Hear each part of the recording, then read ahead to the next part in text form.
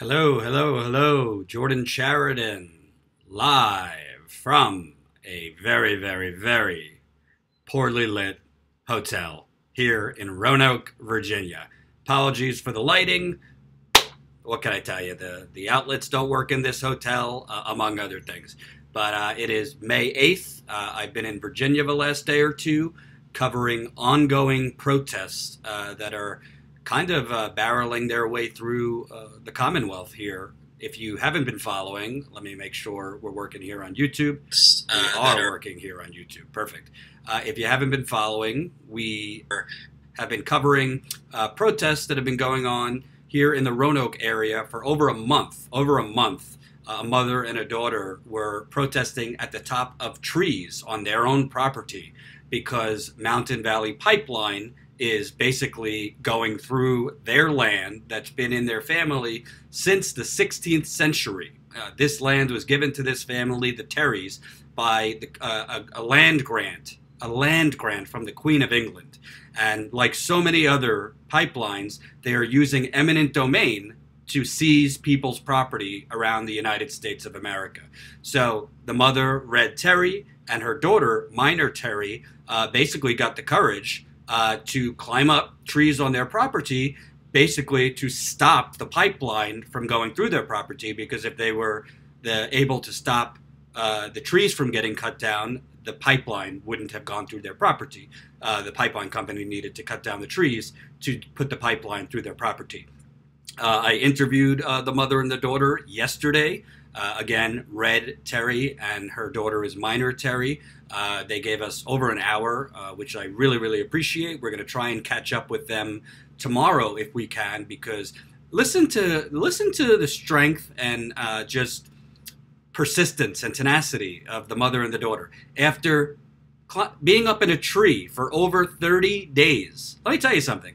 I couldn't last in a tree for 6 hours. I would be stiff as hell. They lasted for over 30 days up in their tree.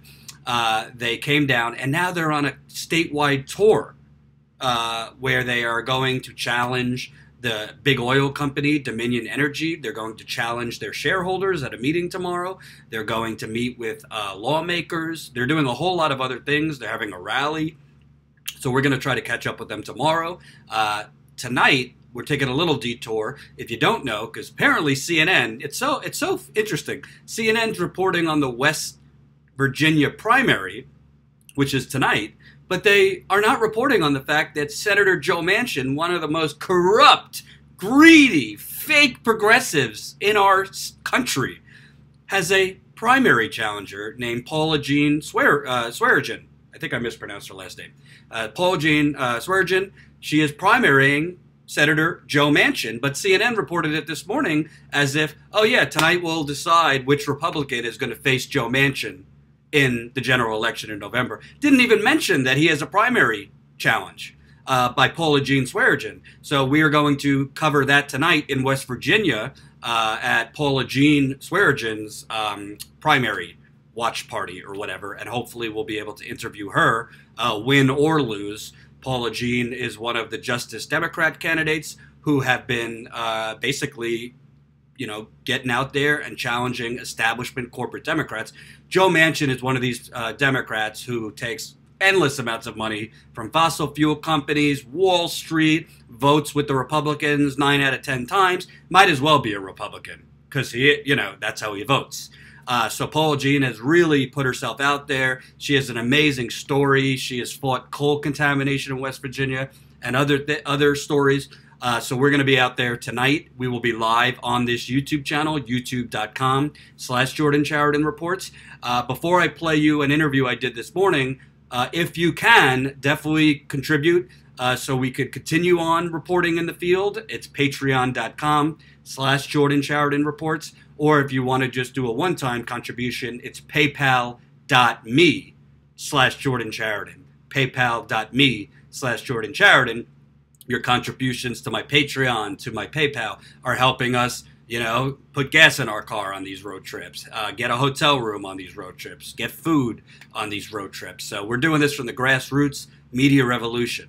So I want to play for you, like I said, you could go check out the interviews I did with Red and her daughter, Minor Terry. The full interview is up on this YouTube channel, and we are releasing shorter clips throughout the day. But I interviewed Delegate Sam Rasoul, Delegate Sam Rasoul, this morning. He is a local delegate here. His office is in Roanoke, Virginia, and he has been fighting the Mountain Valley Pipeline, which is a, quote, natural. They say, I put natural in air quotes, which my favorite troll, Jerry Ross, who's on now, doesn't like, but it's not natural. It's not, natural from Earth. There's a mix of very unnatural products in there that are very dangerous to the planet and these people's property.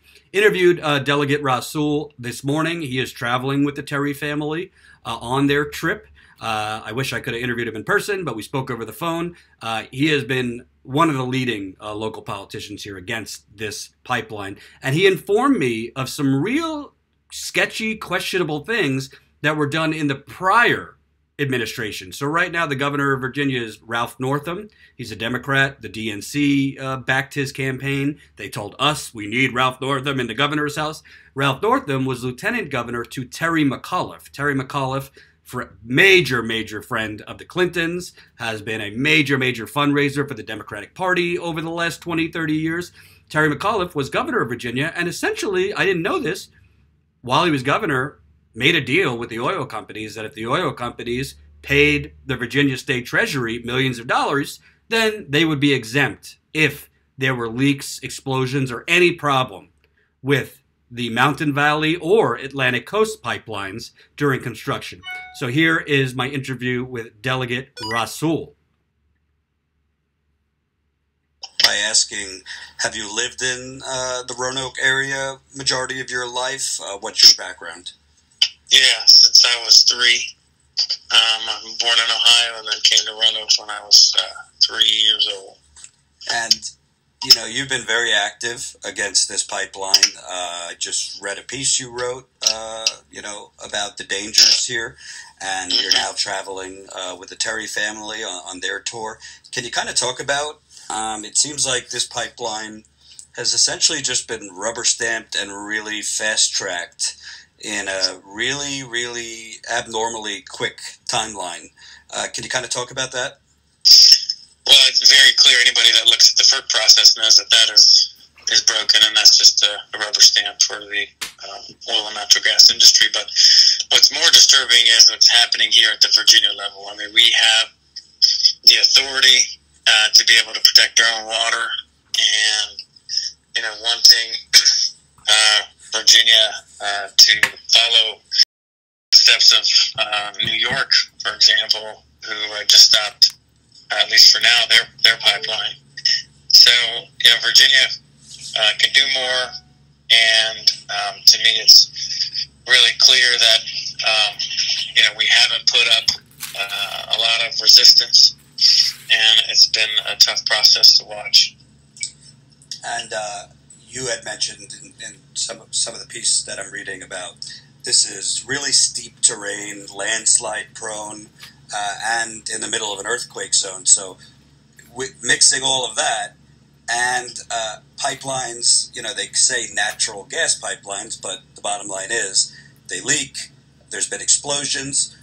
What is the worst case scenario here if there is an explosion in the Bent Mountain area or, in other parts going through the Appalachian Trail? The worst case scenario is, of course, you got a blast radius, which is a couple miles. But what's clear is bringing the largest pipeline in Virginia history over the mountains. Even an executive for EQT said it would be an engineering marvel to do this. The largest earthquake in Virginia history, as I've been told, is in that region. And for them to try to bring this on through, crossing over the Roanoke River and its tributaries over 100 times, that is the source of water for hundreds of thousands of Virginians just for that project, including myself. And so, we all should be very worried, and it's clear what's happening in other states like in Pennsylvania. these pipeline companies just come through, and it's just one disaster after another. Right. And, one thing that is really concerning to me is it seems like the oil company doesn't even fully know where all the streams are, how many waterways there are. It's kind of, I was taking a tour of the destruction on the Terry's property yesterday, and they put down like stream signs in certain places, but they don't even know the full map of the Appalachian Trail or where waterways are. So isn't that problematic in terms of you're building this pipeline, but you don't even know the geography? It is just a product of this corrosive, destructive environment that we have, which is particularly bad in Virginia with the influence of big money in politics.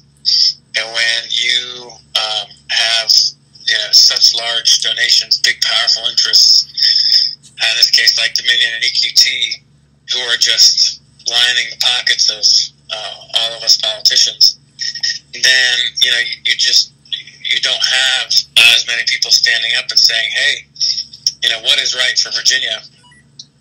What do we need to be doing here for our future? So it's really sad to watch, especially with EQT. Their initial FEIS, the environmental impact statement, was just a joke, and they really could care less of what's going to happen. It's a $3.5 billion project that is meant to just line the pockets of a few folks in Pittsburgh. Yeah, and honestly, reading up more and more I read, it doesn't even seem like there's a desperate need for more natural gas in Virginia, because it seems like the existing pipelines are only at about like a little over half capacity. Can you kind of talk about what is the need for these pipelines as far as natural gas? These pipelines are about rich people wanting to line their pockets by exporting this gas, and they're going to bowl right over anyone that's in their way. It is clear that we don't need this, and it's sad to watch Virginia getting railed this way. And you tried to put forward a bill in the House of Delegates. Can you kind of talk about it was twofold. It had to do with the bonds as well as waterways. Can you kind of talk about what you tried to put forward that was denied? So the first bill that we put forward was requiring a certain level of due diligence be done to protect all of our streams and the impacts to the uplands.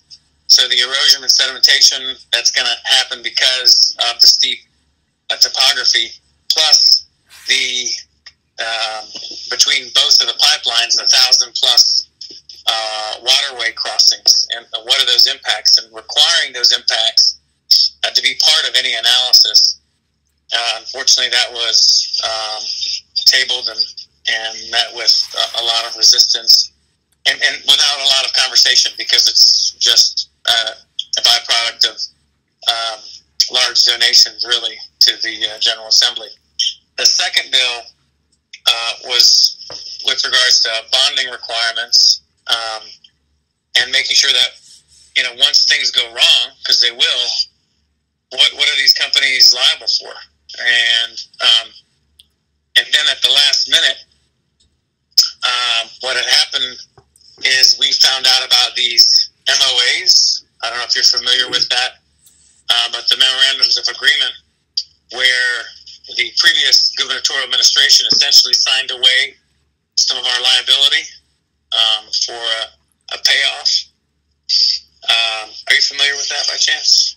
I know that was Terry McAuliffe, but no, I'm not familiar with the particulars. So there's what they call memorandums of agreement. There were two different ones, one with Dominion, one with EQT, saying that we'll pay you combined about $80 million to the Commonwealth of Virginia. So the two companies paying 50 something and 57 and 27, I think, approximately $1 million. And in exchange exchange for this exempts us from liability during the construction process. So they were paying the Commonwealth to the Treasury, I assume? Yeah. So they signed these agreements in secret a couple days after Christmas. We find out about it during the General Assembly session, and it essentially says that if something really bad goes wrong during the construction, then we've already paid what we need to pay. So they bought this insurance policy of sorts. And so the second bill that I had, it was originally just around bonding requirements. I, at the last minute, introduced a substitute to it, which would have nullified those agreements, saying that any contract signed of the sorts is no longer valid, and then put a new bonding requirement for a third the cost of the project, which in this case for MVP would be like $1 billion. Right. So we'd make them put up $1 billion bond to offer that protection. So that's kind of unbelievable. Essentially, how it sounds is the former Democratic governor, Terry McAuliffe, obviously Ralph Northam was his lieutenant governor, who is now governor. Essentially, I don't know what you would call that. I'd call that almost like a bribe. You're taking money preemptively from the oil company to then exempt them from any culpability during construction. And do you think that's part of what is the reason the current governor, Ralph Northam, is looking the other way on this? I think that that's just one part of the story. For the record, I wouldn't say use the word bribe, but the reality is that the agreements, and just so we're clear, the agreements were signed during the McAuliffe administration, but it's just a byproduct of Dominion's stranglehold here in the Commonwealth of all of our politics. People feel like they can't get anything done, period. Even outside of energy, many times, without Dominion giving the thumbs up. So, it's sad to watch, for sure. Yeah. And last question, your piece talked about... Oh, man, let me just mention to you, I'm sorry, to be objective about it, there's a guy named John Sokolow who has done some research work on how bad those MOAs have been. And then there is a